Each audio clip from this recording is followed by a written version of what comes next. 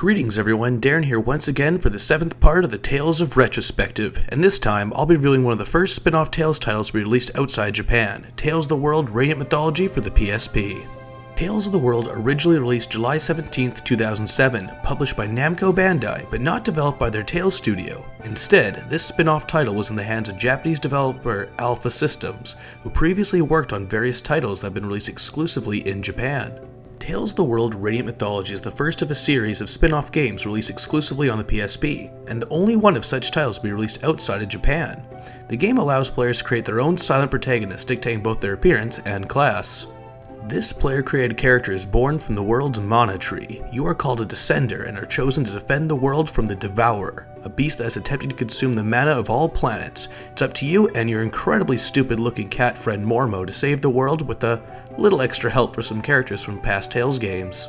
Yes, the big feature of this title is teaming up with characters from past games, the main cast of Tales characters from Fantasia to Abyss being playable and able to join your party. They serve minor roles in the overarching plot, but are crucial to your success as party members. Overall, the main story isn't very special. It's mainly an excuse to feature as many fan-favorite characters as possible, and it's enjoyable to see them interact with one another. But it's sad to see your interaction with them limited, as Mormo does all the talking story scenes since your character is silent. But at the end of the day, you'll be much more engaged with the banter between other Tales characters than the predictable and generic plot. This game's other big feature, aside from being able to choose your own party, is the complete control of your character's role in battle by choosing their class and changing it throughout the game. Classes are typical fare, such as the Warrior, Mage, Healer, and Thief, with a couple unique advanced classes like the Swordsman and the Mage Knight. Experience is exclusive to each class, so if you want to switch, you'll have to start at level 1, so expect to grind if you plan on using more than one class. The freedom to choose your own class and party are the only real highlights of the game, as most of the quests boil down to generic fetch quests and monster killing. Most quests can be short as a couple minutes, with some of the main plot missions taking around the 20-minute mark.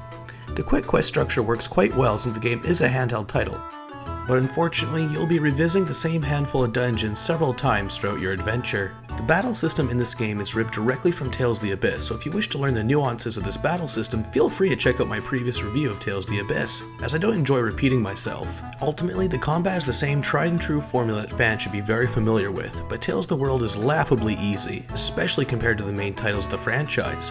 Worst yet, a hard mode isn't unlocked until completing the game's main story once.